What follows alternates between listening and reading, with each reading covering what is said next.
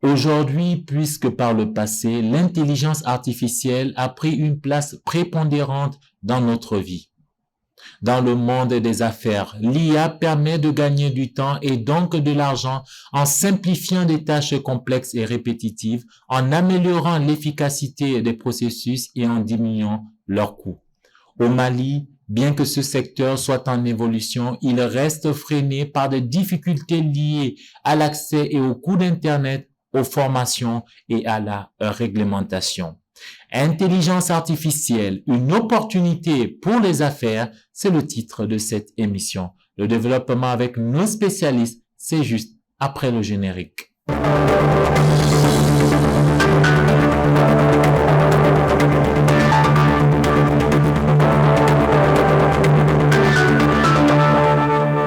Bonsoir à tous et bienvenue dans Entreprendre, votre magazine dédié aux entrepreneurs et aux différents acteurs de l'économie. Ce soir, nous parlerons d'intelligence artificielle ramenée au monde des affaires.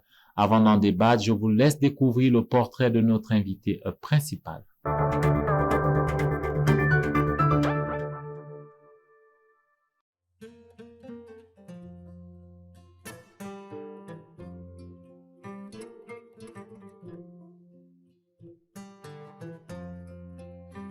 Fondateur et manager d'Ibrasi Links, Ibrahim Cissé est un développeur full stack.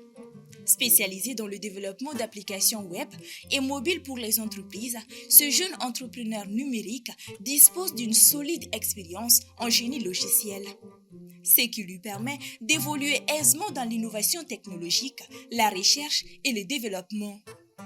À travers sa société Ibrasi, IBCC accompagne, depuis 2018, plusieurs entreprises du pays et de la sous-région dans leur croissance et développement stratégique. De façon concrète, il supervise la maintenance et l'amélioration continue des produits, de la documentation technique et des flux de ses partenaires.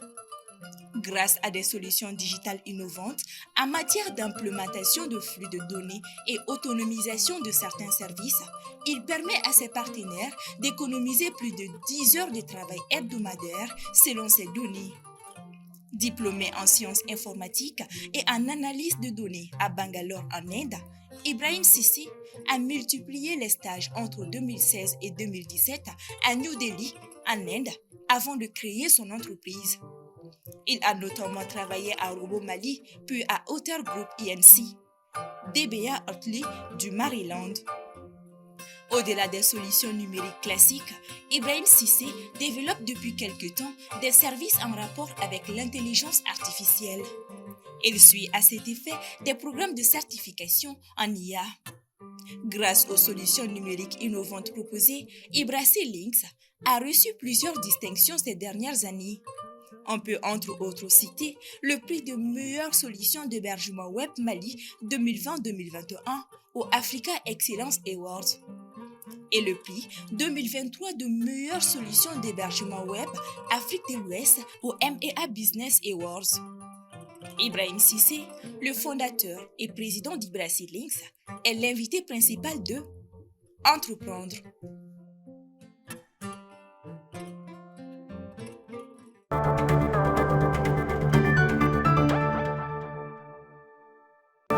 J'ai le plaisir de recevoir Ibrahim Cissé, fondateur et manager de Ibrasi Links. Monsieur Cissé, bonsoir et merci d'avoir accepté notre invitation. Merci de m'avoir invité. Vous êtes spécialisé en développement d'applications web et mobiles, mais pas que. Je me retrouve comme entrepreneur aussi. Et aussi, je suis beaucoup plus également dans tout ce qui est business intelligence aussi, et DevOps aussi. En ce qui concerne l'intelligence artificielle, que faites-vous exactement au sein de votre entreprise? Déjà, vous avez présenté Ibrasi Links, il y a des sociétés. Il y a l'autre société qui est Ibrasi Company, qui est beaucoup plus présente en Côte d'Ivoire. C'est là où on fait la business intelligence. Nous travaillons avec des structures pour faciliter le développement des solutions permettant de pouvoir faciliter la prise de décision en fonction des données économiques. Ce qu'on fait concrètement, c'est des solutions d'IA permettant de pouvoir analyser les informations financières et de donner également des directives.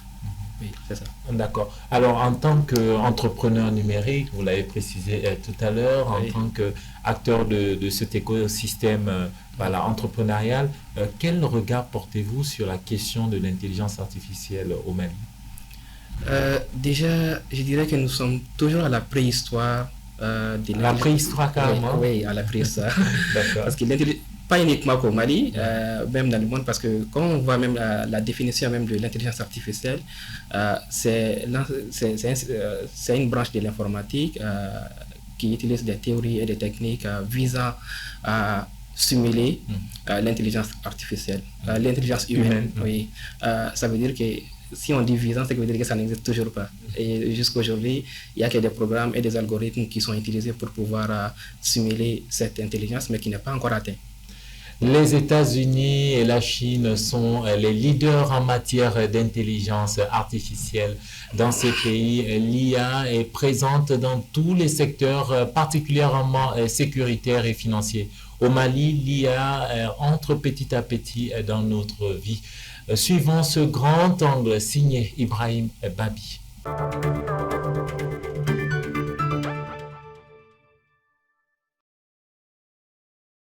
À 16 ans, Ousmane Diko est l'un des plus jeunes experts en intelligence artificielle du pays.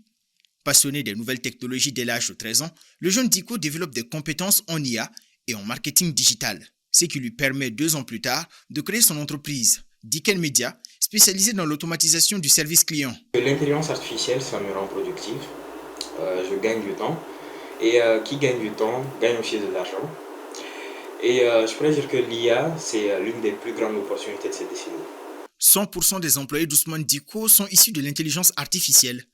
Il dispose d'un responsable RH, un designer, un chargé de clientèle, un générateur de contenu écrit, pour ne citer que cela. À travers ces différents services, le jeune Diko propose aux entreprises le SAV, le consulting IA, et des formations.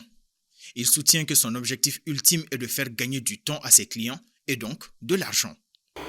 L'intelligence artificielle était un réel plus pour moi dans presque tout ce que je fais dans mon quotidien. Et comme avec le travail, avec l'étude. Avec le travail, déjà qu'avec Diken Media, on est 6 et j'ai 5 employés qui sont tous des IA, donc 90% IA et tout ça. Donc là, dans mon quotidien, ça m'aide vraiment. Au moment où l'IA peut faire 80 à 90% du travail de 4 à 5 personnes, je peux dire que c'est un réel choix. Et avec les études, ça m'aide vraiment à apprendre, à comprendre les cours et à faire de meilleures recherches. Au Mali, de plus en plus de startups évoluent dans le secteur de l'intelligence artificielle. C'est le cas d'Iwati, une structure implantée dans le pays depuis 2019 et proposant aux entreprises des services visant à augmenter leur productivité et leur croissance économique.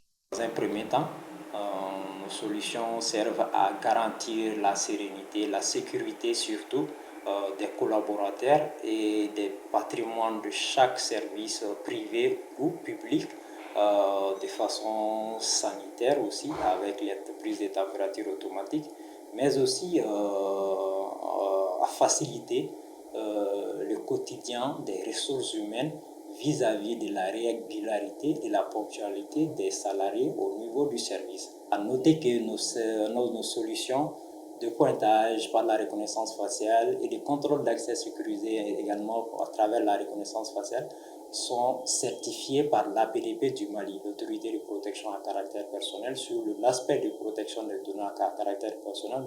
Comme tout secteur, l'intelligence artificielle n'a pas que des bons côtés. Elle a également des limites. Il y a plusieurs inconvénients, mais je vais t'en citer 3. La première, c'est la problématique concernant l'éthique et la vie privée. Parce que déjà, l'IA, elle analyse tes données personnelles pour apprendre et pour faire des actions dépendant de ces données. Donc là, c'est déjà un problème de vie privée et d'éthique. Et deuxième inconvénient, c'est concernant la perte d'emploi. Parce que là où l'IA fait le travail, environ 80 à 90% du travail de 4 à 5 personnes, c'est déjà un réel bénéfice pour les entreprises. Et pour faire un choix, je crois que les entreprises vont direct aller vers l'IA. Donc c'est déjà une perte massive d'emploi. Donc troisième inconvénient, c'est concernant la dépendance à la technologie. Là, parce que tu vas être en quelque sorte dépendant à la technologie. La formation et le financement des acteurs sont quelques obstacles empêchant le développement rapide de ce secteur dans le pays. Actuellement, au Mali, nous ne disposons pas d'un grand nombre de spécialistes de l'intelligence artificielle. Donc, il faut beaucoup investir dans la formation. Et il faut aussi investir dans l'infrastructure, n'est-ce pas, de l'intelligence artificielle, telle que le cloud. Il faut investir dans l'Internet à haut débit. On ne peut pas parler d'intelligence artificielle sans parler de l'Internet. À cela, on pourrait ajouter la réglementation qui tarde à véritablement se mettre en place pour protéger l'ensemble de l'écosystème national. Au niveau de la réglementation, et je dis qu'il n'y a presque pas de texte qui réglemente ça. Et il faut qu'on aille vers ça. Il faut aussi qu'il y ait, en termes de défis, de partenariat public-privé. Vous savez que l'intelligence artificielle, beaucoup de champs d'application et en matière d'innovation et de créativité, c'est le secteur privé et surtout les startups. Le mercredi 7 juin 2023, le chef de l'État a procédé à la pose de la première pierre du futur centre d'intelligence artificielle et robotique du Mali. Entièrement financé par l'État à hauteur de 3,3 milliards de francs CFA, ce centre en construction sur une dimension de 50 hectares sera composé de 8 blocs, comprenant entre autres une administration, un restaurant, un amphithéâtre, une maison d'accueil, une infirmerie, des dortoirs et des installations pédagogiques. À cet effet, le président de la transition a indiqué que ce centre vise à accompagner et encourager le génie malien en matière de technologie. Le monde connaît d'importants bouleversements dus aux nouvelles technologies et se dirige vers une nouvelle ère industrielle. Le Mali doit être un acteur de cette révolution, a déclaré le président de la transition, le colonel Assimi Goïta.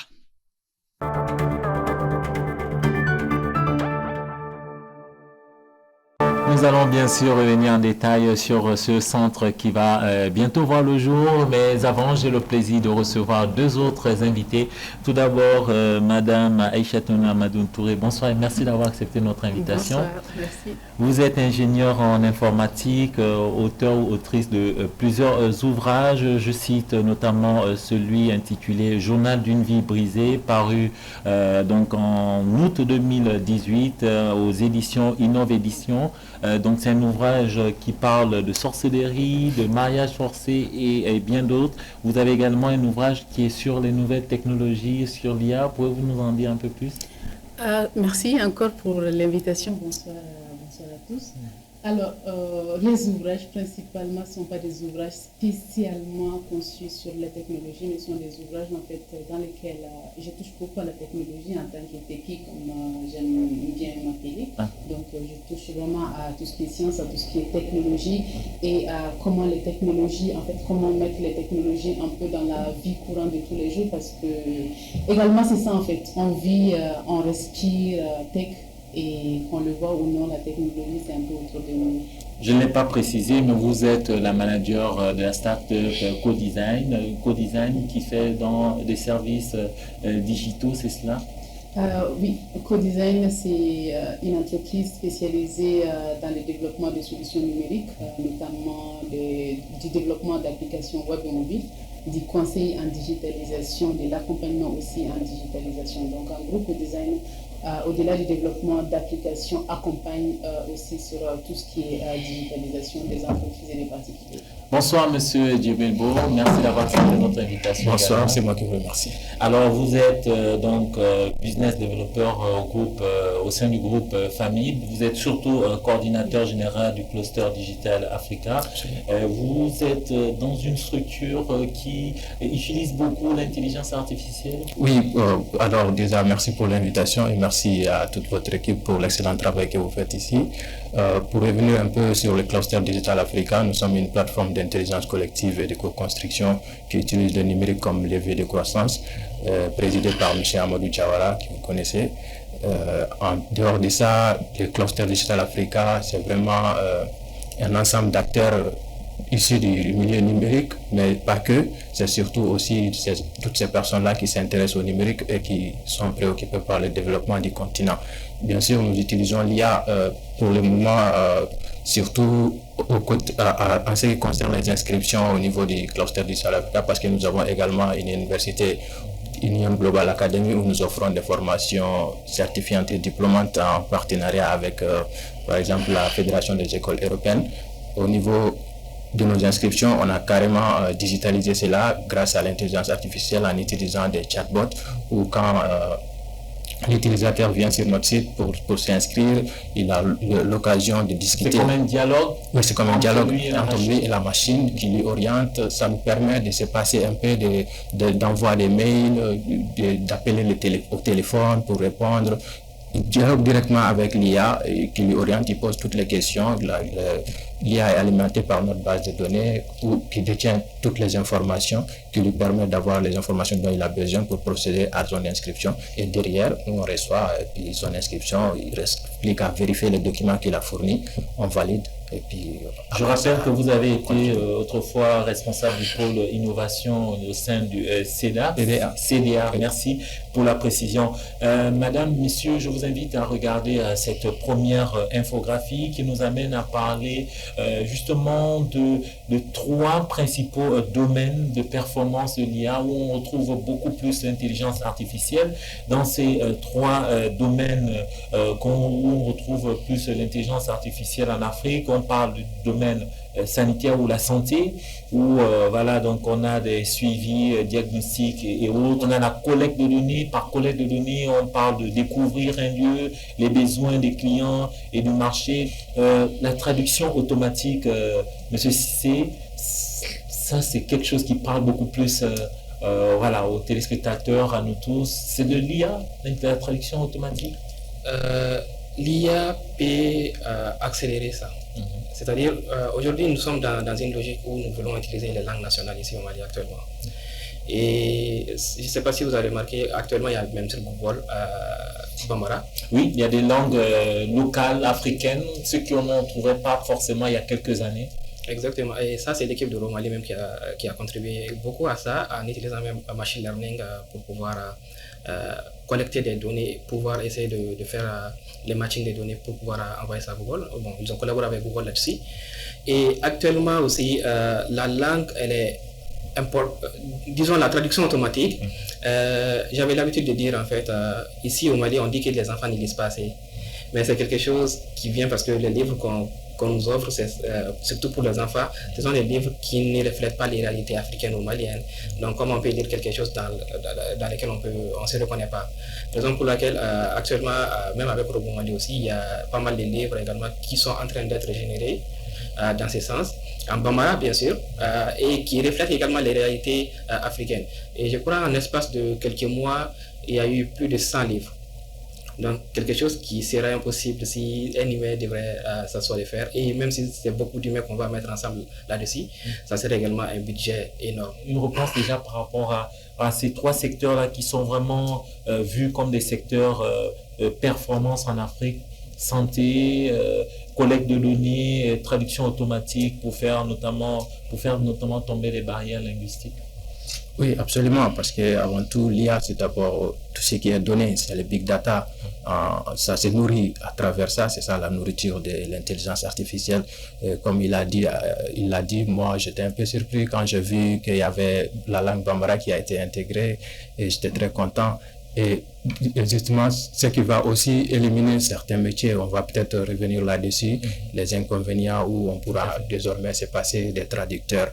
Et en ce qui concerne la santé, évidemment, l'IA contribue beaucoup. Bon, au Mali, on ne parle pas trop de ces domaines, mais à l'échelle internationale, en suivant l'actualité, on se rend compte que l'IA contribue beaucoup dans le domaine de la santé. Récemment, j'ai même regardé un documentaire où il y a une femme qui avait perdu les notions linguistiques, elle n'arrivait pas à parler, mais grâce à l'IA qui est connectée à son cerveau, elle arrivait à véhiculer les messages qu'elle voulait.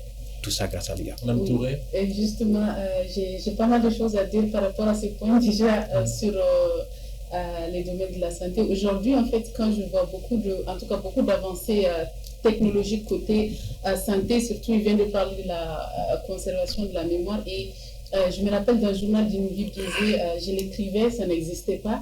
Et aujourd'hui, je découvre pas mal de... En fait, c'est pour dire aussi que la science-fiction, c'est la Ça se science-fiction rapproche un peu de la réalité. de la parfois. réalité, et au fur et à mesure, en fait, tout ce qu'on imagine aujourd'hui, c'est quelque chose, en fait, je pense que si le cerveau est capable de l'imaginer, c'est que ça peut se réaliser d'une manière ou d'une autre. Et l'autre chose que je voulais ajouter, c'est vraiment les données. Aujourd'hui, au Mali, si il y a quelque chose qui manque, c'est qu'on n'a pas beaucoup de données. Des statistiques, On effectivement. n'a pas de données, on n'a pas de statistiques, et même la richesse culturelle du Mali n'est pas assez présente, en fait. C'est-à-dire qu'on communique, mais je ne sais pas comment on fait quand même que nos informations, nos données ne se trouvent pas forcément sur Internet. Et on parle de collecte de données, on parle d'IA, et on sait que l'intelligence artificielle aujourd'hui, pour qu'elle puisse être très intelligente, a besoin de données, et ces données, en fait, c'est vraiment à nous, en fait, de fournir pas mal d'informations à cette intelligence. Et on va voir justement à travers cette autre donnée un autre aspect de l'intelligence artificielle ramené à l'environnement cette fois-ci. L'intelligence artificielle est au service de l'environnement à travers plusieurs projets qui ont été mis en place avec l'intelligence artificielle bien utilisée. On parle de 16% de réduction des gaz à effet de serre d'ici 5 ans. Avec l'IA, la réduction des émissions de gaz à effet de serre peut passer de 1,6% à 2,2% d'ici 2030. L'intelligence artificielle peut être une réponse, une solution à tous ces mots qu'on peut rencontrer ici et là. En fait, c'est la raison pour laquelle on appelle ça intelligence artificielle, parce que ça imite l'intelligence humaine. Donc partout où l'humain peut intervenir, l'intelligence artificielle peut intervenir là-bas. Chez nous, par exemple, au niveau du cluster d'Israël Africa, récemment, on a organisé le SIN Africa, sommet interrégional du numérique en Afrique, qui avait pour thème l'intelligence artificielle au service du développement en Afrique. On avait plusieurs tables rondes, notamment une table ronde l'IA et l'environnement, où on a eu des exposants qui ont parlé de ce qu'ils font dans ce domaine. C'est vraiment magnifique. Et ces statistiques-là aussi, ils en ont parlé également, et ça permet vraiment de lutter à la question posée ici. Je vous invite justement à suivre ce point de vue qui revient sur ces avantages qu'on peut avoir en utilisant l'intelligence artificielle de façon intelligente, et aussi les inconvénients, mais ça on en parlera juste après le point de vue.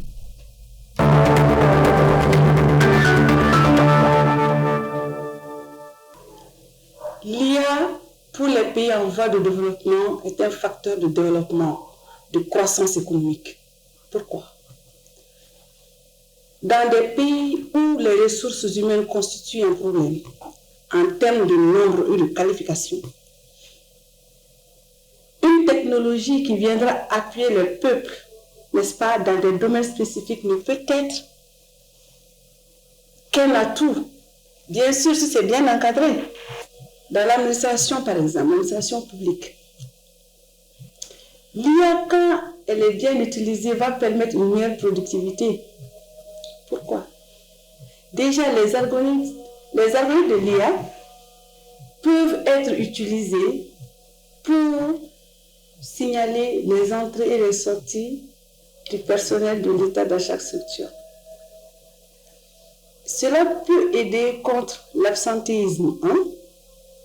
Ça peut aider contre les postes fictifs qui sont créés. Donc, il manque un gagnant pour l'État, pour l'économie malienne.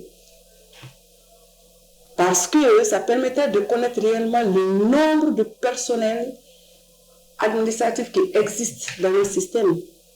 Dans le système bancaire, je prends un seul exemple sur cela, c'est que les opérations bancaires peuvent être facilitées avec les technologies comme l'IA. Ça permet de réduire les chaînes considérables qu'on fait à la queue dans les banques. Et on le sait, le temps c'est de l'argent. Ce temps peut être utilisé pour faire autre chose, et pour les banques, et pour les clients de ces banques. Premier point. Second point, même pour l'accès au crédit. L'IA peut être utilisé pour faciliter l'accès au crédit. Comment? Étant donné que ça permet de faire le traitement des big data, les grandes données, si toutes les informations nécessaires des clients sont dans une base, avec le calcul automatique des algorithmes de l'IA, on pourra faire ressortir les clients crédibles très rapidement en un temps record pour pouvoir les faciliter l'accès au crédit. L'IA, à travers la robotique,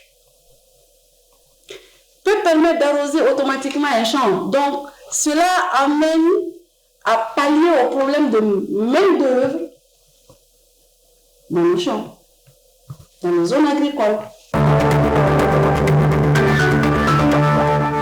L'IA comme piste de solution pour ces différentes difficultés qu'on rencontre au Mali, gestion du personnel, et il y a aussi la santé, il y a l'éducation comme l'expliquait la dame tout à l'heure. Donc il y a plein de solutions aujourd'hui en interne au Mali, on peut le dire. Oui, actuellement, il y a plein de solutions. Il y a même des entreprises dans le domaine de l'agrobusiness qui utilisent même l'agriculture de précision avec l'intelligence artificielle, essayer de, en fonction des données du sol et en fonction de la position même du soleil parfois aussi, parce qu'on travaille avec cette entreprise-là actuellement. Donc, et ils utilisent l'intelligence artificielle pour pouvoir essayer, c'est-à-dire d'optimiser les rendements de l'agriculture. Donc ça, c'est au niveau de l'agriculture. Et au niveau de la finance également, disons, l'intelligence artificielle, actuellement, au niveau de la finance, c'est beaucoup plus répandu, surtout dans la sous-région. Et bon, plutôt dans les entreprises, dans les sociétés. Actuellement, nous travaillons même sur une solution qui n'est pas encore ici au Mali à proprement dit, mais c'est quoi? C'est permettre maintenant à une personne de pouvoir savoir ok, combien je rentre et combien je dépense chaque mois. Et parfois, on a cette difficulté de pouvoir prévoir les choses, surtout au Mali ici. Donc, avec cette solution, on peut savoir, actuellement, nous sommes en train de dépenser tel ou tel montant. Et si on ne fait pas attention, on ne fait que gagner tel montant chaque mois. Et il y a les ramadans qui arrivent, ou par exemple, il y a aussi la rentrée scolaire qui arrive des enfants, il y a l'assurance qu'il faut payer. Donc tout ça, ça vous permet de pouvoir essayer d'avoir une visibilité sur ce que vous devez dépenser.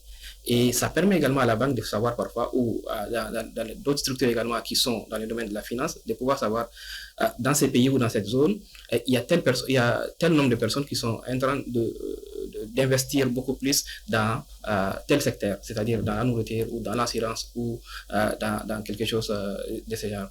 Et ça, ce sont des solutions maliennes, africaines, ou bien ce sont des solutions, j'allais dire, ce sont des technologies, des techniques importées? Parce que là aussi, je voudrais entendre également. C'est une solution malienne parce que c'est nous qui l'avons conçue d'abord, on l'appelle même Mosin AI. Nous sommes en train de développer notre propre base GPT même, qui est beaucoup plus orientée vers les informations financières, parce que c'est beaucoup plus ça qui nous intéresse, surtout la marché boursière d'Abidjan. Donc, c'est là où nous intervenons beaucoup plus actuellement.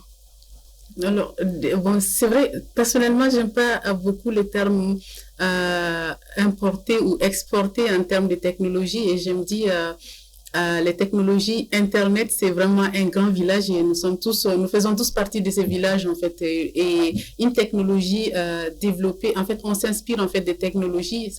Il y a les pionniers, il y a les premières personnes qui ont développé une technologie. Après, les autres peuvent s'en inspirer.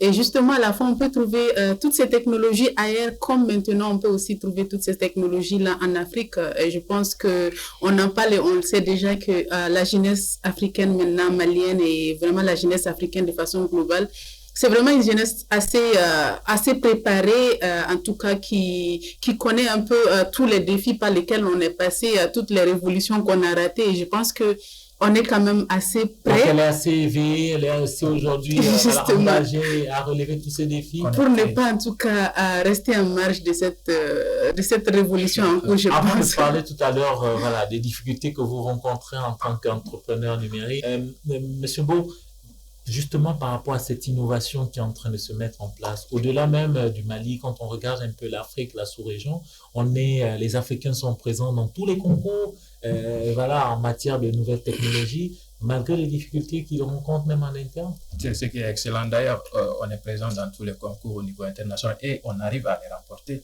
Ça, c'est à saluer. Tout ça parce qu'on a démocratisé l'Internet. L'Internet a démocratisé l'apprentissage. On n'a pas besoin d'être aux États-Unis pour apprendre l'intelligence artificielle ou tout autre domaine. Comme elle a si bien dit, on regarde ce qui existe ailleurs, on s'en inspire et on adapte à nos réalités. On parlait tout à l'heure de check-in, check-out à l'arrivée. Nous, on a un système qui fonctionne comme ça. dans notre ERP, ton heure d'arrivée, tu peux l'indiquer, ton heure de sortie, tu peux l'indiquer. Et comme ça, les RH, ils savent combien de temps tu as passé au sein de l'organisation. Monsieur, madame, je vous invite à regarder cette troisième infographie qui va nous amener à parler du taux d'emploi automatisable dans le monde. On parle de 60% des emplois qui comportent ou comporteraient au moins 30% d'activités automatisables. Ça veut dire concrètement que on peut se passer dans plusieurs activités du travail humain, comme vous le disiez il y a quelques instants, mais ça fait peur quand on se rend compte qu'on n'est plus forcément indispensable. On n'est plus indispensable, mais je pense que on ne perd pas de travail en fait. La réalité, c'est qu'il faut savoir s'adapter. Et je pense, à la fois c'est triste, mais à la fois aussi c'est magnifique parce que je pense que personne ne veut rester à la même position. Aujourd'hui, je suis comptable, j'utilise peut-être, je sais pas, une fiche ou bien j'utilise Excel. En tant qu'un comptable qui se veut être, en tout cas, une personne pérenne, j'ai envie de le dire, je dois me mettre à jour. Et la mise à jour, c'est pas seulement les applications. En fait, nous, en tant qu'humains, on doit se mettre à jour aussi. Ça veut dire qu'on doit prendre de nouvelles compétences. Et aujourd'hui, on parle de technologie, on parle d'intelligence artificielle et ça fait peur parce qu'on a peur de se faire voler nos emplois. Et je pense que c'est là qu'on doit s'éveiller et on doit essayer de se mettre à jour en fonction de mon domaine. Quelles sont les avancées? Comment est-ce que je peux m'améliorer, en fait? Il n'y a pas d'emploi qui se perd. Je pense qu'il y a juste des personnes qui ne sont pas prêtes aux changements qui vont rester à l'écart. Oui. Messieurs, je vous donne la parole juste après cette autre infographie qui va nous permettre justement de mieux comprendre ce que Mme Touré vient de dire. L'intelligence artificielle ramenée au monde de l'emploi d'ici 2027.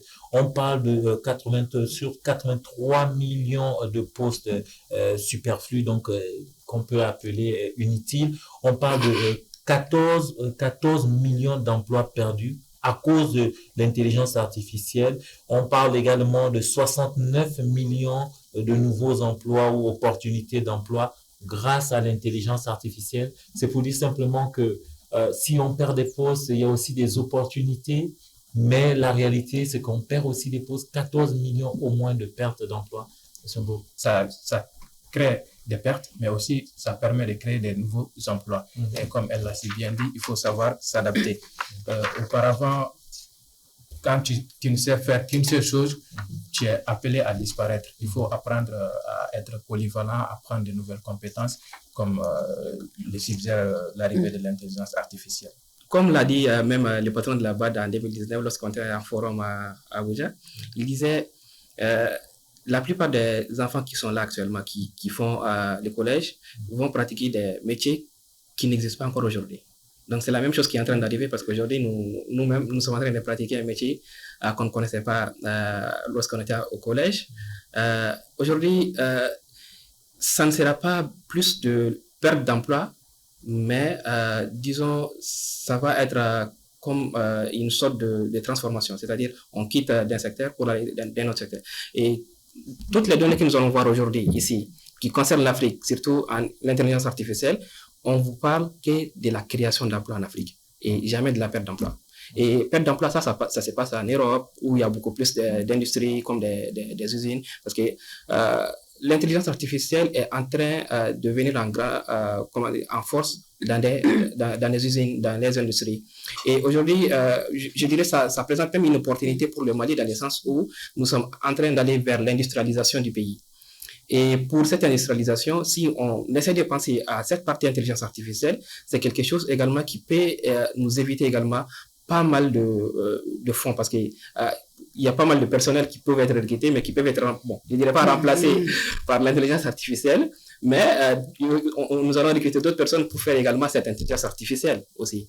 On a vu par exemple au Japon ou en Chine, si ma mémoire est bonne, une intelligence artificielle, on va le dire ainsi, qui est une machine qui gère plus de 6000 employés. Est-ce qu'on doit craindre, est-ce que moi aujourd'hui, présentateur, demain, je sais qu'il y a des pays où les présentateurs ont été remplacés par des, je sais pas si je dois dire des humanoïdes ou bien des, je sais pas, en tout cas remplacés par voilà, une sorte d'intelligence artificielle. On a vu dans le travail comptable aujourd'hui, il y a des machines qui font tout ce travail comptable. Faut-il craindre justement là?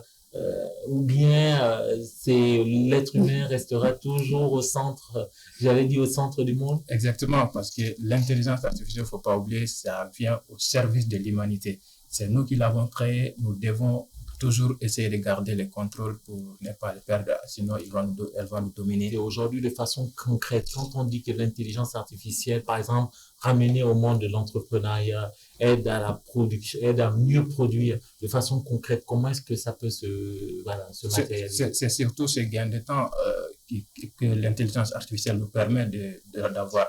Par exemple, moi, quand j'ai commencé au niveau du groupe Famille, qui est l'entreprise qui évolue dans l'ingénierie informatique, j'ai commencé en tant que community manager.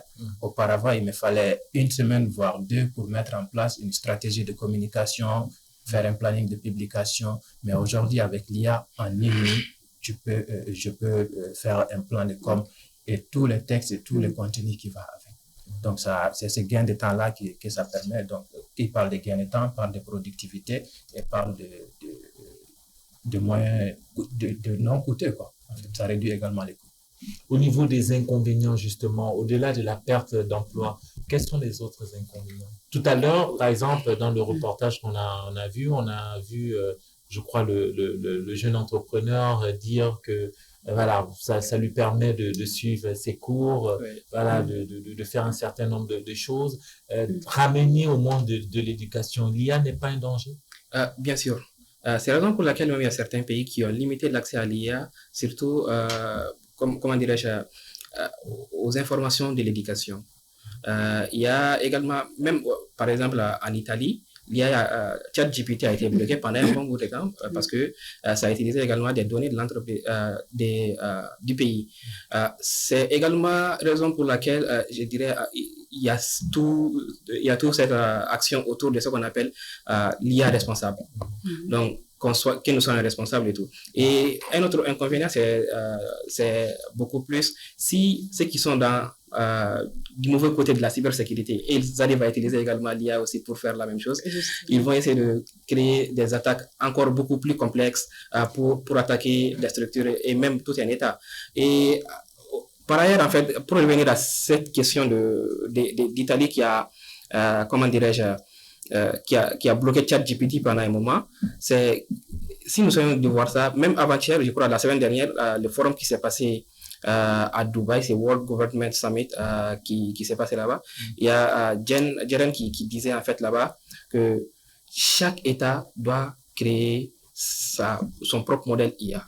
En fait, il y aura que chaque pays ait sa propre base et faire utiliser l'IA en fonction de la réalité. Pour sa souveraineté. Exactement. Pour sa sécurité. Pour sa sécurité également. Parce que si on ne fait pas ça, en fait, des informations, par exemple, on ne peut pas utiliser certaines informations. Par exemple, c'est ça qu'on appelle la souveraineté IA même. On ne peut pas utiliser certaines informations d'un autre pays. Aujourd'hui, si on part sur ChatGPT, on essaie de faire pas mal de choses. On risque d'être étonné parce qu'on n'a pas ce qui concerne les Mali ou ce qui concerne l'Afrique aujourd'hui. Raison pour laquelle je dirais même la ressource rare aujourd'hui, c'est devenu les données. Et c'est également pour cette raison que les grandes sociétés comme Microsoft, Google ou même Meta essaient de se battre, ou Amazon aussi, essaient de se battre pour ces informations ici en Afrique. Je ne sais pas si vous avez entendu parler d'Indaba. Indaba, c'est également c'est une sorte de forum des pays africains qui se sont mis ensemble, qui a été créé même par ces structures comme par exemple Meta, qui est sponsorisé par eux bien sûr. Là où on fait beaucoup plus des échanges sur machine learning et intelligence artificielle. Donc, vous voyez, en fait, et ils sont là pour essayer de collecter des données. Indaba, mettre en place des solutions pour pouvoir collecter des données. Et maintenant, ces structures sont en train de financer, de sponsoriser Indaba aujourd'hui, qui doit se passer même cette année à Dakar. Cette question de données, elle est importante. En parlant de ChatGPT, nous, au niveau du cluster Digital Africa, quand j'ai commencé à utiliser ChatGPT, j'ai demandé à ChatGPT s'il connaît le cluster Digital Africa. Bon, il a donné certaines informations qui étaient exactes, mais d'autres qui n'étaient pas vraiment ça. Par exemple, il a dit que le siège se trouve à Casablanca, ce qui était totalement faux. Le siège est ici au Mali. Le président également se trouve Donc, ici. il ne faut pas croire tout ce que ça peut dire à 100%. Oui, parce que souvent, ça prend... je ne sais pas exactement d'où est-ce que ça tire les données, mais je pense que derrière cette base de données, il y a également les infos qui sont sur les réseaux sociaux, les infos qui sont sur d'autres sites. Donc, n'importe qui peut créer son site et mettre les informations qu'il veut. Maintenant, si l'IA prend ça comme source, ça peut être un danger. Donc, au niveau de la désinformation, c'est aussi possible, c'est cela aussi. Justement, et je pense que Cissé a dit un point qui est très important, c'est si chaque pays, en tout cas, peut alimenter son intelligence artificielle, parce que souvent, ce sont les données manquent et l'intelligence artificielle ne peut être aussi intelligente qu'on l'espère sans vraiment donner, parce que l'intelligence artificielle fonctionne avec des données et toutes les informations qu'elle nous fournit, c'est vraiment à travers des entraînements. On entraîne l'intelligence artificielle comme nous-mêmes, on apprend nos leçons en fait. Donc, c'est vraiment à travers. Et même, vous avez parlé de désinformation, même les personnes chargées d'alimenter l'intelligence artificielle. Il a parlé d'un point super intéressant aussi qui est côté cybersécurité. Et s'il y a des personnes malveillantes qui sont chargés d'alimenter l'intelligence artificielle, vous imaginez un peu tout ce que ça peut faire en fait. Et ça, on parle même d'hallucinations qui se passent très souvent. Justement. Par exemple, l'intelligence artificielle, même ChatGPT par exemple, vous lui posez des questions, ça va vous donner des questions qui n'ont rien à voir avec ce que vous avez demandé. C'est ça qu'on appelle hallucination.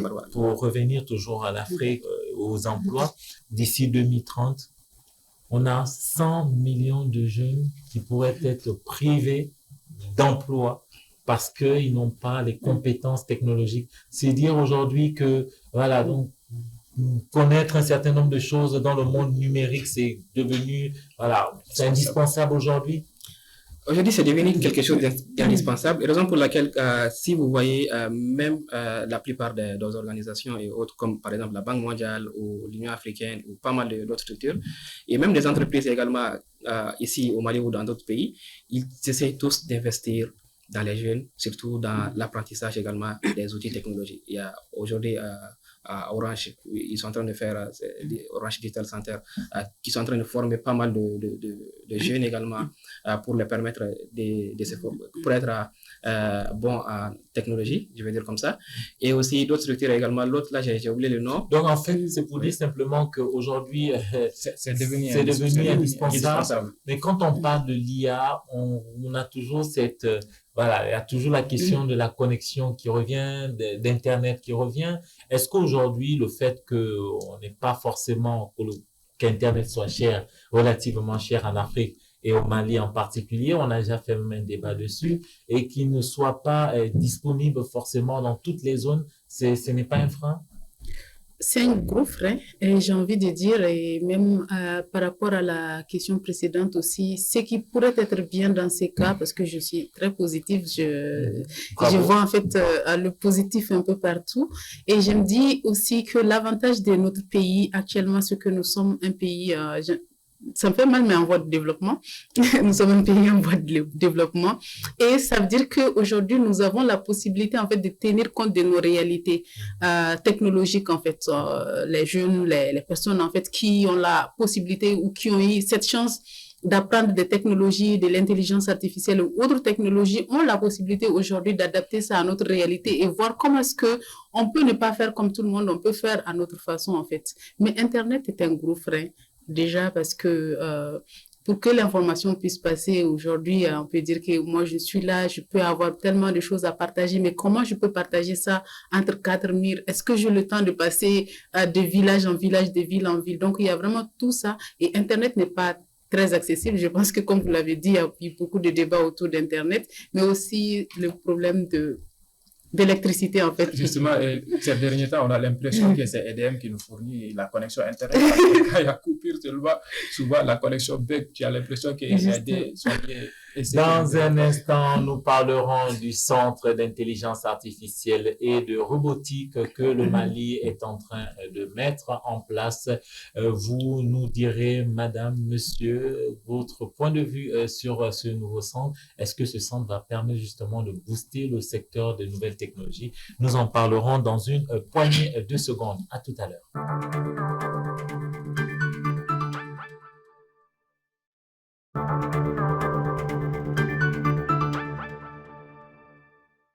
Rebonsoir et merci de suivre Entreprendre. Je vous rappelle que notre thème ce soir porte sur l'intelligence artificielle ramenée au monde des affaires.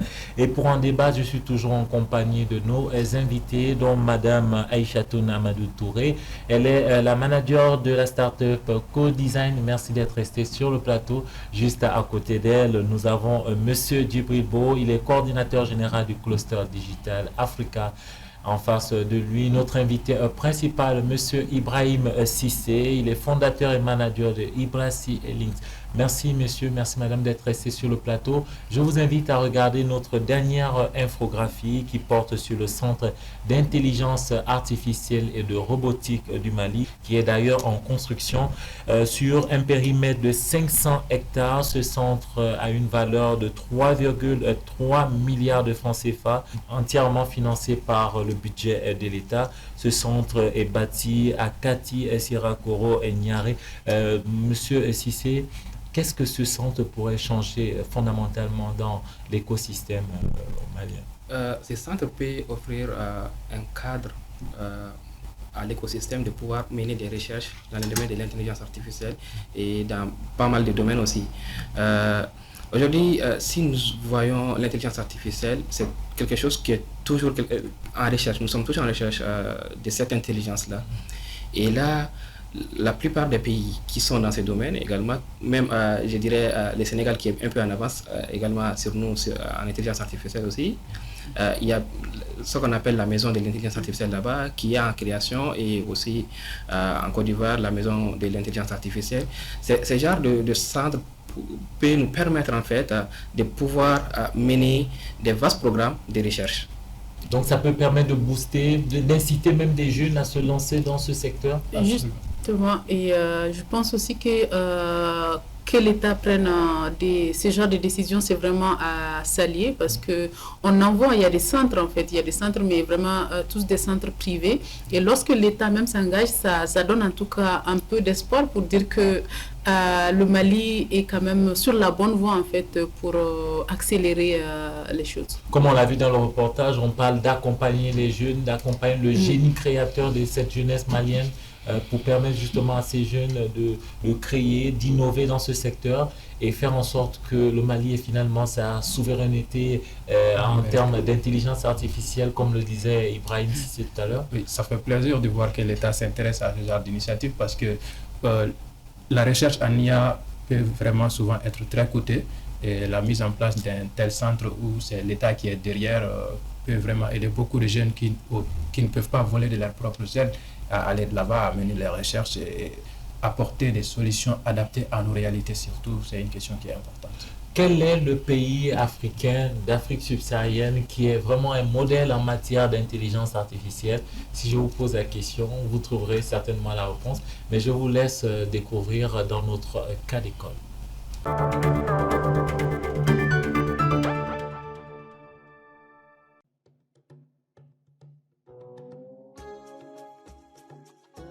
Connu comme l'un des premiers pays africains à se doter d'une politique nationale en matière d'intelligence artificielle, le Rwanda se positionne désormais comme une plaque tournante de la recherche sur l'IA dans le continent. Le 31 mars 2022, ce pays d'Afrique de l'Est a inauguré à Kigali, la capitale, le premier centre africain pour la 4e révolution industrielle, C4IR. Promouvoir les technologies émergentes, principalement l'intelligence artificielle, la politique des données et développer les partenariats pour stimuler l'innovation, tel est son objectif. Les résultats commencent à se faire ressentir puisque de nombreux secteurs stratégiques du pays, tels que les banques, l'administration ou encore l'agriculture et la santé, bénéficient des services de l'IA. À titre d'exemple, on peut citer Vibec Technologies, une entreprise spécialisée dans les technologies de la santé. De nombreuses études montrent que celle-ci a contribué à élargir l'accès à des soins de santé à prix abordables en Afrique centrale et en Afrique de l'Est, et en particulier au Rwanda. Selon les spécialistes, grâce à l'intelligence artificielle, Vibec Technologies permet aux établissements de santé de s'approvisionner en temps réel, de gérer les processus de la chaîne d'approvisionnement.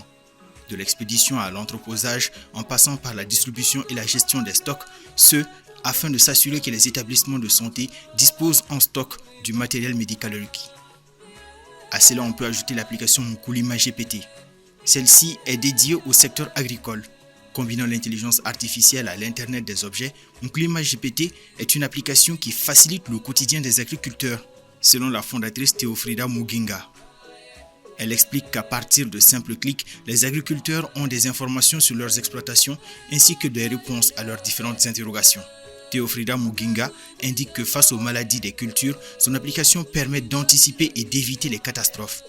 Au Rwanda, l'économie du futur se porte bien, grâce notamment au Fonds rwandais pour l'innovation, Rwanda Innovation Fund, qui permet de soutenir les projets innovants portés par les jeunes en particulier.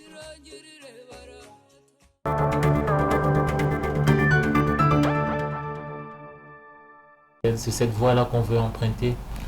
Oh oui, mais il faut le financement forcément. Oui, forcément, c'est un pays sur lequel nous devons nous inspirer vu l'avancée qu'ils ont dans les domaines de l'intelligence artificielle. Mais on a quand même emprunté le pas, vu les centres dont on vient de parler tout à l'heure et tous les autres projets en cours, notamment dans les secteurs privés. Nous, au niveau du Cluster Digital Africa, nous allons d'abord, nous focalisons d'abord sur la formation des domaines liés à l'intelligence artificielle tels que les big data, IoT. Nous nous intéressons à ça, c'est en rapport avec l'IA et tout passe par la formation. C'est après la formation on pourra mettre en place des projets et chercher des financements. Bien vrai que le financement reste encore... Est-ce que vous sentez cet engouement-là, justement, de ces personnes-là qui veulent se former éventuellement à l'intelligence artificielle? Oui, absolument, mais vu que c'est un peu coûteux, on a beaucoup de personnes qui nous contactent après. Si on leur dit combien ça peut coûter, ils peuvent être là du fait que c'est très coûteux. C'est très coûteux, la recherche aussi est très coûteuse. À ce niveau, est-ce que vous avez bénéficié des financements quand vous voulez vous lancer dans certains projets en matière d'intelligence artificielle? C'est-à-dire, est-ce qu'il y a des programmes de financement auxquels vous avez accès facilement? Il y a pas mal de programmes de financement qui sont mis à la disposition. Même la dernière fois, on a postulé à un programme de Meta de financement, ils avaient jusqu'à $1 million à partager. Donc ce sont des financements étrangers le plus souvent, c'est ça? Aujourd'hui, je dirais qu'il n'y a que le financement étranger qui existe pour l'intelligence artificielle et dans ces domaines-là parce que ce sont beaucoup plus de programmes de recherche. Ici, dans des pays au Mali ou en Afrique, on a faim. On ne peut pas essayer on peut pas investir à peu près une somme dans quelque chose et attendre les retours jusqu'à 20 ans ou 10 ans après. Aujourd'hui, on veut investir et avoir un retour au bout de 5 ans. Et c'est quelque chose qui n'est pas évident avec l'intelligence artificielle. Raison pour laquelle les organisations comme Meta, ils ont tout leur temps parce que les résultats même de ces recherches les bénéficient. Donc c'est ça c'est la raison pour laquelle même c'est eux qui proposent beaucoup plus de financement en fait. Et Google, et Microsoft et tout ça. Oui, justement, en fait, on n'a pas vraiment les mêmes challenges, il faut le dire, et il faut quand même avoir un certain état d'esprit. Et je pense aussi que si le Rwanda est arrivé à ce niveau en tant que pays africain, c'est aussi parce qu'il s'est détaché aussi du fait qu'on a faim, mais qu'on essaie aussi de voir qu'en réalité on a faim, mais il faut aussi qu'on arrive à être une nation qui peut vivre en fait dans le temps, qui ne va pas, j'ai pas envie de dire mourir, mais en tout cas que la technologie va continuer à avancer chez nous. Aujourd'hui, quelles sont les perspectives dans ce secteur-là? Concernant le Mali, on a un nouveau centre qui va se mettre en place. Est-ce qu'aujourd'hui, on a la réglementation qui est là pour réguler, pour réguler le secteur? On a les institutions ou du moins les personnes habilitées à former. Est-ce qu'on a cette possibilité aussi de certifier, de protéger? Je ne sais pas quel est le terme technique que vous employez dans ce genre de cas-là. Est-ce qu'aujourd'hui, tout le dispositif est en place pour pouvoir justement permettre l'émergence de ces secteurs? Il n'y a pas de réglementation en matière d'intelligence artificielle. ce n'est pas déjà un frein là? Je dirais pas que c'est un frein, c'est beaucoup plus une opportunité pour nous parce qu'on peut faire pas mal de choses également avant que ça soit régulé. Mais ce que je voulais dire en plus de ça aussi, la réglementation, moi, avec les informations que j'ai à mon niveau, ça se limite qu'à la protection des données. Il y a même certaines structures également qui arrivent à exploiter, à mettre en place des solutions d'intelligence artificielle, mais qui passent d'abord par l'APDP pour essayer de pouvoir d'avoir une autorisation, d'avoir des autorisations pour pouvoir diffuser ou pouvoir même collecter des informations même des clients ou des personnes tierces. Oui, bon, il l'a dit, hein, c'est une opportunité avant que tout soit réglementé, mais il faut noter qu'il y a d'autres lois à côté, comme la loi sur la cybercriminalité, qui n'est pas très bien comprise par le Mali, qui fait que beaucoup se retrouvent piégés par cette loi. Donc, dans ces cas, au moment de mettre en place toute cette réglementation, il faut vraiment faire appel à des experts des deux côtés, que ce soit dans le droit et dans l'intelligence artificielle également. Pour le moment, on ne pourra pas dire qu'au Mali, on a des experts en IA, mais on a quand même des utilisateurs chevronnés et d'autres essayent de se former. Avec le temps, on espère que la réglementation va bien se passer et que quand il y aura des lois, ça sera bien diffusé, tout le monde sera sensibilisé autour de ça pour ne pas qu'on se retrouve piégé par nos propres lois. Aujourd'hui, quel est le véritable défi? Qu'est-ce qu'il faudrait vraiment mettre en place pour permettre de mieux booster ce secteur, à votre avis? Les centres est là, les centres ils vont construire un centre, mais je pense que l'une des choses, c'est pas suffisant. L'une des choses qu'il faut voir, surtout au Mali actuellement, c'est Internet déjà, mais c'est aussi la connexion, l'énergie en fait. Je pense qu'on a vraiment beaucoup de sources. On n'est pas obligé de continuer à fonctionner sur... je ne critique pas, mais on n'est pas obligé de continuer à fonctionner sur du carburant, alors qu'on a vraiment... Si on parle de centres de recherche, on parle de centres scientifiques, c'est qu'il faut vraiment qu'on arrive à exploiter tout ce qui est autour de nous, que ce soit le soleil, que ce soit autre source d'énergie en fait, afin qu'on puisse vraiment être un pays assez indépendant. Quand on parle d'indépendance, ça doit être en fait sur tous les plans. Merci madame, merci monsieur d'être passé sur le plateau d'Entreprendre. Je rappelle que notre invité principal est monsieur Ibrahim Cissé, fondateur et manager de Ibrasi Link. Merci madame Aïchatoun Amadou Touré, promotrice de la start-up Co-Design. Merci également à monsieur Djibrimbo, il est le coordinateur général du cluster digital Africa. Merci à vous chers téléspectateurs de nous avoir suivis et à très bientôt sur TN.